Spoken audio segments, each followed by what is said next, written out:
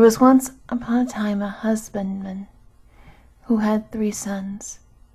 He had no property to bequeath them, and no means of putting them in the way of getting a living, and did not know what to do, so he said that they had his leave to take to anything they most fancied, and go to any place they best liked.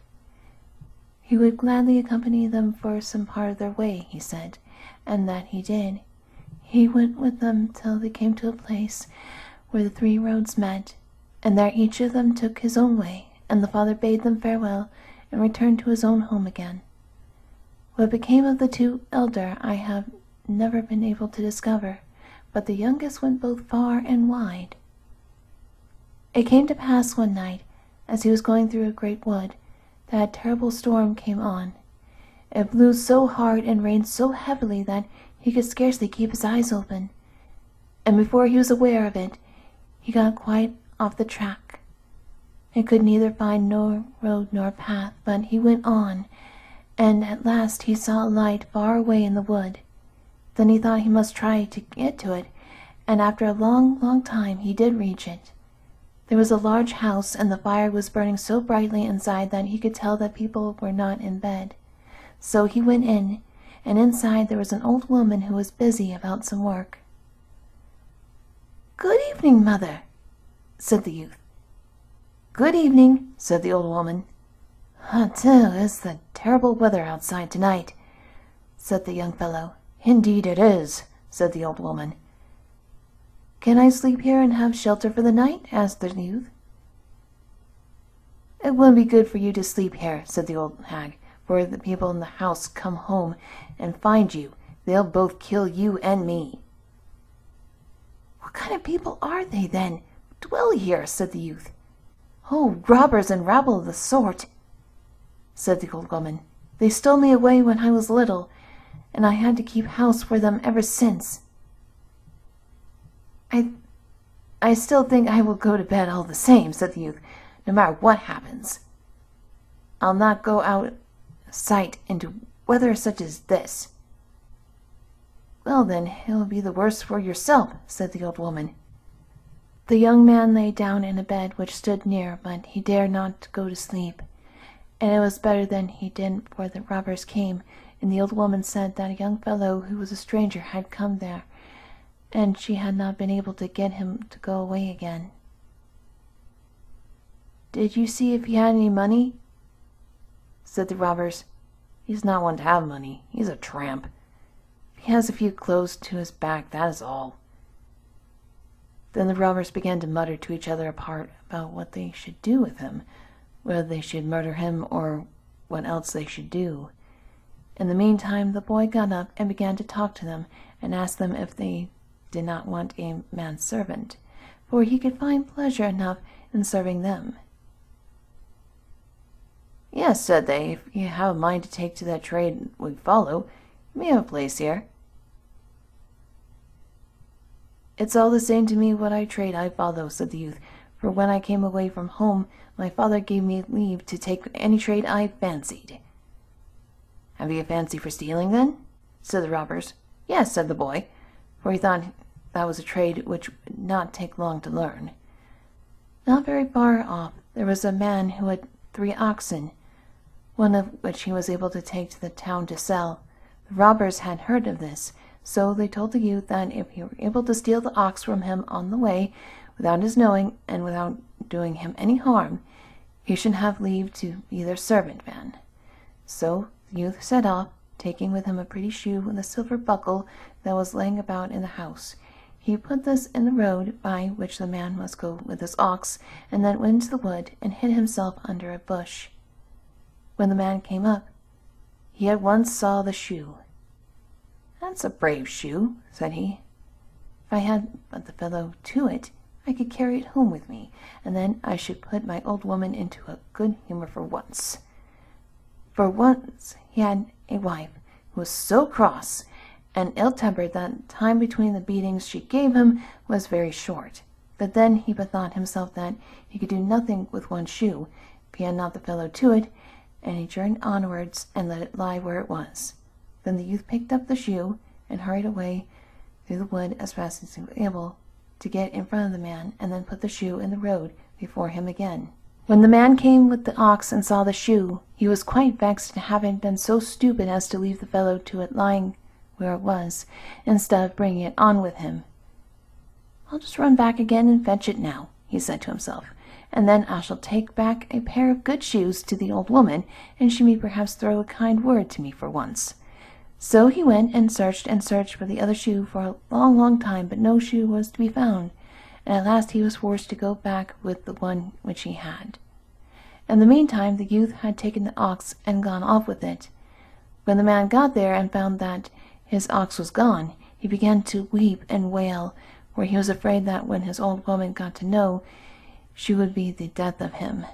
But all at once it came into his head to go home and get the other ox and drive it to the town, and take good care that his old wife knew nothing about it. So he did this. He went home and took the ox without him and his wife knowing about it, and went on his way to the town with it. But the robbers, they knew it well, because they got out their magic. So they told the youth that if he could take the ox also without the man knowing anything about it and without doing him any hurt, he should then be on an equality with them. "Well, that will not be a very hard thing to do," thought the youth. This time he took with him a rope and put it under his arms and tied himself up to a tree which hung over the road that the man would have to take. So the man came with his ox, and when he saw the body hanging there, he felt a little odd. "What a hard lot yours must have been to make you hang yourself," said he. "Oh, well, you may hang there for me. I cannot breathe life into you again." So on he went with his ox. Then the youth sprang down from the tree, ran by a short cut, and got before him, and once more hung himself up on a tree in the road before the man. "How I should like to know if you really were so sick at heart that you hanged yourself there, or if it is only a hobgoblin that's before me," said the man. "Oh, well, you may hang there for me, whether you are hobgoblin or not." And on he went with his ox. Once more the youth did just as he had done twice already, jumped down from the tree, ran by a short cut through the wood, and again hanged himself in the very middle of the road before him. But when the man once more saw this, he said to himself, "What a bad business is this! Can they all have been so heavy-hearted that they have all three hanged themselves? No, I cannot believe that is anything but witchcraft. But I will know the truth," he said. "If the two others are still hanging there, it is true, but if they are not, it's nothing else but witchcraft." So he tied up his ox and ran back to see if they really were hanging there.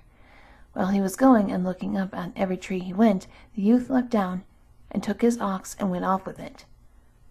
Anyone may easily imagine what a fury the man fell into when he came back and saw that his ox was gone. He wept and he raged, but at last he took comfort and told himself that the best thing to do was to go home and take the third ox without letting his wife know anything about it, and then try to sell it so well that he got a good sum of money for it. So he went home and took the third ox and drove it off without his wife knowing anything about it. But the robbers knew all about it, and they told the youth that if he could steal this as he had stolen the two others, he should be the master of the whole troop. So the youth set out and went to the wood, and when the man was coming along with the ox, he began to bellow loudly, just like a great ox somewhere inside the wood.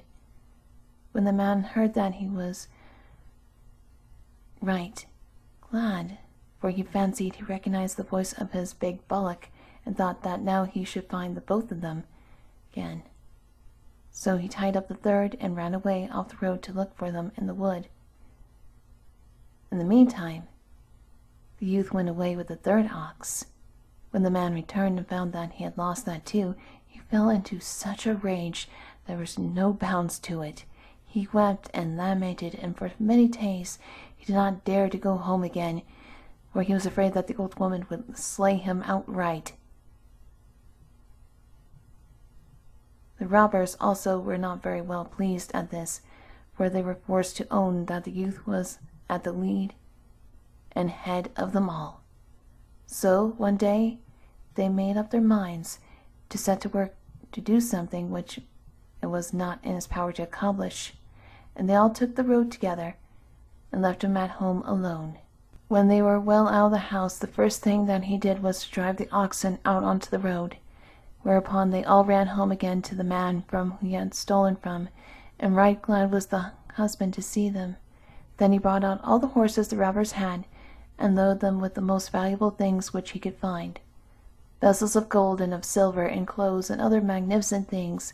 And then he told the old woman to greet the robbers from him, and thank them for him, and say that he had gone away, and that they would have a great deal of difficulty in finding him again. And with that he drove the horses out of the courtyard. After a long, long time he came to the road on which he was traveling, when he came to the robbers. And when he got very near home, and was in the sight of the house where his father lived, he put on a uniform which he had found among the things he had taken from the robbers, and which was just made of generals, and drove into the yard, just as if he were a great man. Then he entered the house and asked if he could find a lodging there.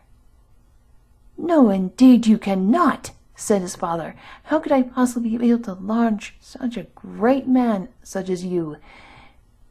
It is all I can do to find clothes and bedding for myself, and wretched they are." "You are always a hard man," said the youth, "and how hard you are still if you refuse to let your own son come into your house." "Are you my son?" said the man. "Do you not know me again, then?" said the youth. Then he recognized him and said, "But what trade have you taken to that has made you such a great man in such a short time?" "Oh, that I will tell you," answered the youth. "You said that I might take to anything I liked, so I apprenticed myself to some thieves and robbers, and now I have served my time and have become master thief." Now the governor of the province lived by his father's cottage, and this governor had such a large house and so much money that he did not even know how much it was, and he had a daughter too, who was both pretty and dainty, and good and wise. So the master thief was determined to have her to wife, and told his father that he was go to the governor and ask for his daughter for him. "If he asks what trade I follow, you may say that I am a master thief," said he. "I think you must be crazy," said the man, "or you cannot be in your senses if you think of anything so foolish." "You must go to the governor and beg for his daughter. There is no help," said the youth. "But I dare not go to the governor and say this. He is so rich and has so much wealth of all kinds," said the man. "There is no help for it," said the master thief. "Go you must, whether you like it or not. If I cannot get you to go by using words, I will soon make you go with bad ones." But the man was still unwilling, so the master thief followed him, threatening him with a great birch stick, till he went weeping and wailing through the door to the governor of the province. "Now, my man, and what's amiss with you?" said the governor. So he told him that he had 3 sons who had gone away one day, and how he had given them permission to go where they choose, and take to whatever the work they fancied. "Now," he said, "the youngest of them has come home, and has threatened me till I have come to you to ask for your daughter for him, and I am to say that he is a master thief." And again the man fell a weeping and lamenting. Console yourself, my man," said the governor, laughing. "You may tell him from me that he must first give me some proof of this. If he can steal the joint off the spit in the kitchen on Sunday, when every one of us is watching it, he shall have my daughter. Will you tell him that?" The man did tell him, and the youth thought it would be easy enough to do it. So he set himself to work to catch 3 hares alive, put them in a bag, clad himself in some old rags that he looked so poor and wretched that it was quite pitiable to see him, and in his disguise on Sunday afternoon he sneaked into the passage with his bag, like any beggar boy. The governor himself and every one in the house was in the kitchen, keeping watch over the joint. While they were doing this, the youth let one of the hares slip out of his bag, and off it set and began to run round the yard. "Just look at that hare," said the people in the kitchen, and wanted to go and catch it. The governor saw it too, but said, "Oh, let it go. It's no use to think of catching a hare when it's running away." It was not long before the youth let another hare out, and the people in the kitchen saw this too, and thought that it was the same. So again they wanted to go out and catch it, but the governor again told them that it was of no use to try. Very soon afterwards, however, the youth let slip the third hare, and it set off and round and round the courtyard. The people in the kitchen saw this too, and believed that it was still the same hare that was running about, so they wanted to go out and catch it. "It's remarkably a fine hare," said the governor. "Come and let us see if we can get a hold of it." So out he went, and the others went with him, and away went the hare, and after it in real earnest. In the meantime, however, the Master Thief took the joint and ran off with it, and whether the governor got any roast meat for his dinner that day I know not. But I know that he had no roast hare, though he chased it till he was both hot and tired.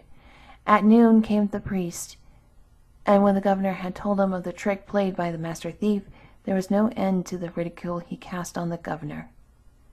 "For my part," said the priest, "I cannot imagine myself being made a fool of by such a fellow as that." "Well, I advise you to be careful," said the governor, "for he may be with you before you are all aware." But the priest repeated what he had said, and mocked the governor for having allowed himself to be made such a fool of. Later in the afternoon the Master Thief came and wanted to have the governor's daughter, as he had promised. "You must first give some more samples of your skill," said the governor, trying to speak him fair, "for what you did today was no such very great thing after all. Couldn't you play off a really good trick on the priest? For he is sitting inside there and calling me a fool for having let myself be taken in by such a fellow as you." "Well, it wouldn't be very hard to do that," said the Master Thief. So he dressed himself like a bird, and threw a great white sheet over himself, broke off a goose's wings, and set them on his back, and in this attire climbed into a great maple tree which stood in the priest's garden. So when the priest returned home in the evening, the youth began to cry, "Father Lawrence, Father Lawrence," for the priest was called Father Lawrence. "Who is calling me?" said the priest.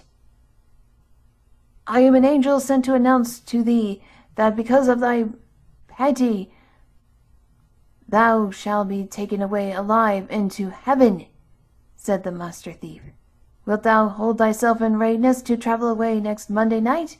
For then I will come and fetch thee, and bear thee away with me in a sack, and thou must lay all thy gold and silver, and whatsoever thou may possess of the world's wealth, in a heap in thy best parlour." So Father Lawrence fell down on his knees before the angel and thanked him, and the following Sunday he preached a farewell sermon, and gave out that an angel had come down into the large maple tree in his garden, and had announced to him that because of his righteousness he should be taken up alive into heaven. And as he thus preached and told them this, everyone in the church, old or young, wept. On Monday night the Master Thief once more came out as an angel, and before the priest was put into the sack, he fell on his knees and thanked him. But no sooner was the priest safely inside it than the Master Thief began to drag him away over stones and rocks. "Oh, oh, oh!" cried the priest in the sack. "Where are you taking me?" "This is the way to heaven. The way to heaven is not an easy one," said the Master Thief, and dragged him along till he all but killed him. At last he flung him into the governor's goose house, and the geese began to hiss and peck at him till he felt more dead than alive. "Oh, oh, oh, where am I now?" asked the priest. "Now you are in purgatory," said the Master Thief, and off he went, and took the gold and the silver and all the precious things which the priest had laid together in his best parlour. Next morning, when the goose girl came to let out the geese, she heard the priest bemoaning himself as he lay in the sack in the goose house. "Oh, heavens, who is that, and what ails you?" said she. "Oh," said the priest, "if you are an angel from heaven, do let me out." "Oh," said the priest, "if you are an angel from heaven, do let me out, and let me go back to earth again, for no place was ever as bad as this. The little fiends nip me with their tongs." "I am no angel," said the girl, and helped the priest out of the sack. "I only look after the governor's geese, that's what I do, and they're little fiends that have pinched your reverence." "This is the master thief's doing! Oh, my gold and my silver and my best clothes!" shrieked the priest, and wild with rage, he ran home so fast that the goose girl thought he had suddenly gone mad. When the governor learned what had happened to the priest, he laughed till he nearly killed himself. But when the master thief came and wanted to have his daughter according to promise, he once more gave him nothing but fine words, and said, "You must give me one more proof of your skill, so that I can really judge of your worth. I have 12 horses in my stable, and I'll put 12 stable boys in it, one on each horse. If you are clever enough to steal the horses from under them, I will see what I can do for you." "What you sent me to do can be done," said the master thief, "but I am certain to get your daughter when it is in." "Yes, if you can do that, I will do my best for you," said the governor. So the master thief went to a shop and bought enough brandy to fill 2 pocket flasks, and he put a sleeping drink into one of these, but into the other he poured brandy only. Then he engaged 11 men to lie that night in hiding behind the governor's table. After this, by fair words and good payment, he borrowed a ragged gown and a jerkin from an aged woman, and then, with a staff in his hand and a poke on his back, he hobbled off as the evening came on towards the governor's stable. The stable boys were just watering the horses for the night, and it was as quiet as much as they could do to attend to that. "What on earth do you want here?" said one of them to the old woman. Oh dear, how cold it is!" she said, sobbing and shivering with cold. Oh dear, it's cold enough to freeze a poor old body to death." And she shivered and shook again and said, "For heaven's sake, give me leave to stay here and just sit inside the stable door." "You'll get nothing of the kind. Be off at this moment. If the governor were to catch sight of you here, he would lead us a pretty dance," said one. "Oh, what a poor helpless old creature," said another, who felt sorry for her. "The poor old woman can do no harm to anyone. She may sit there and welcome." The rest of them thought that she ought not to stay, but while they were disputing about this and looking after the horses, she crept farther and farther into the stable, and at last sat down behind the door, and when once she was inside, no one took any more notice of her. As the night wore on, the stable boys found it rather cold work to sit on horseback. "That is fearfully cold," said one, and began to beat his arms backwards and forwards across his breast. "Yes, I am so cold that my teeth are chattering," said another. "If I had one but a little tobacco," said a third. Well, one of them had a little, so they shared it among them, and though there was very little for each man, but chewed it. This was some help to them, but very soon they were just as cold as before. "Tut," said one of them, shivering again. "Tut," said the old woman, gnashing her teeth together till they chattered inside her mouth, and then she got out the flask which contained nothing but brandy, and her hands trembled so that she took the bottle about, and when she drank it, made a great gulp in her throat. "What is that you have in your flask, old woman?" asked one of the stable boys. "Oh, but it's a little drop of brandy, your honor," she said. "Brandy? What? Let me have a drop, screamed all 12 at once. "Oh, but I have so little," whimpered the old woman. "Not even wet your mouths." But they were determined to have it, and there was nothing to be done but give it, so she took out the flask with the sleeping drink and put it in the lips of the first of them, and now she shook no more, but guided the flask that each of them got so much as he ought. And the 12th had not done drinking before the first was already gently set him astride on the partitions which divided the stalls, and then he called his 11 men who were waiting outside, and they were riding off with the governor's horses. In the morning, when the governor came to look after his stable boys, they were just beginning to come to again. They were driving their spurs into the partition till the splinters flew out, and some of the boys fell off, and some still hung on and sat looking like fools. "Ah, well," said the governor, "it's easy to see who has been here. But what a worthless set of fellows you must be to sit here and let the master thief steal the horses from under you." And they all got a beating for not having kept watch better. Later in the day the master thief came and related what he had done, and wanted to have the governor's daughter as he had been promised. But the governor gave him $100 and said that he must do something that was better still.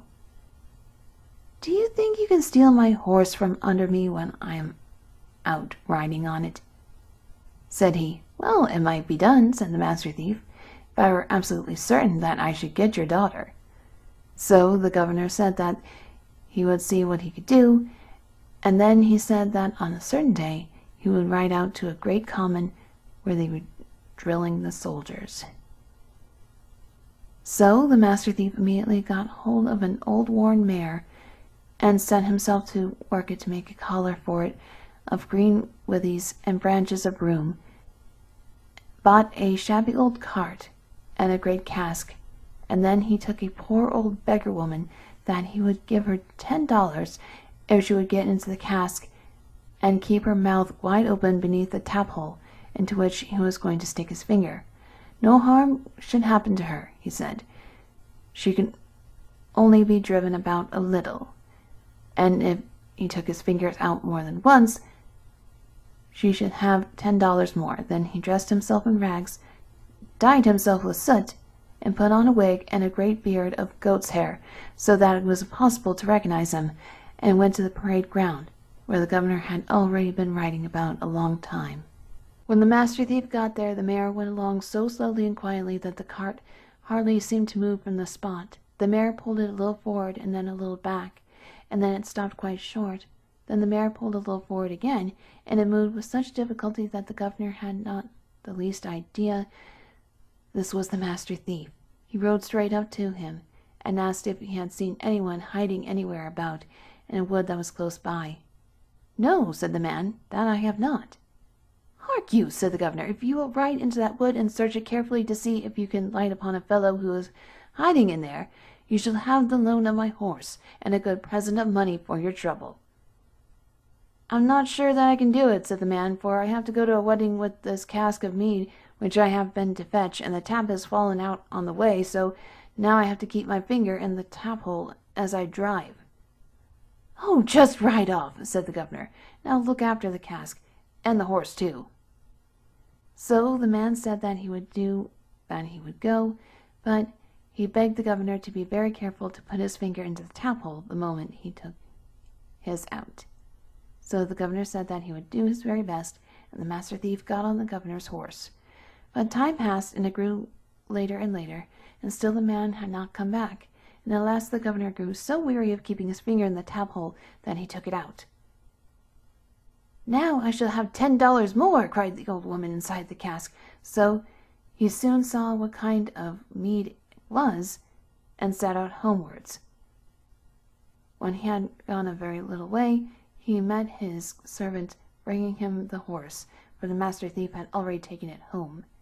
The following day he went to the governor, and wanted to have his daughter according to promise, but the governor again put him off with fine words, and only gave him $300, saying that he must do one more masterpiece of skill, and if he were but able to do, he should have her. Well, the master thief thought he might if he could hear what it was. "Do you think you can steal the sheet off our bed and my wife's nightgown?" said the governor. "That is by no means impossible," said the master thief. "I only wish I could get your daughter so easily." So, late at night, the master thief went and cut down a thief who was hanging on the gallows, laid him on his own shoulders, and took him away with him. Then he got hold of a long ladder, set up against the governor's bedroom window, and climbed up and moved the dead man's head up and down, just as if he were someone who was standing outside and peeping in. "There's the master thief, woman!" said the governor, nudging his wife. "Now I'll just shoot him, that I will!" So he took up a rifle which he had laid at his bedside. "Oh, no, you must not do that," said his wife. "You yourself arranged that he was to come here." "Yes, I will shoot him," said he, and lay there aiming, and then aiming again, for no sooner was the head up and he caught sight of it than it was gone again. At last he got a chance and fired, and the dead body fell with a loud thud to the ground, and down went the master thief too, as fast as he could. "Well," said the governor, "I certainly am the chief man about here, but people soon begin to talk, and it would be very unpleasant if they were to see this dead body.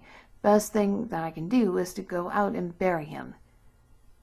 "Just do what you think is best, man," said his wife.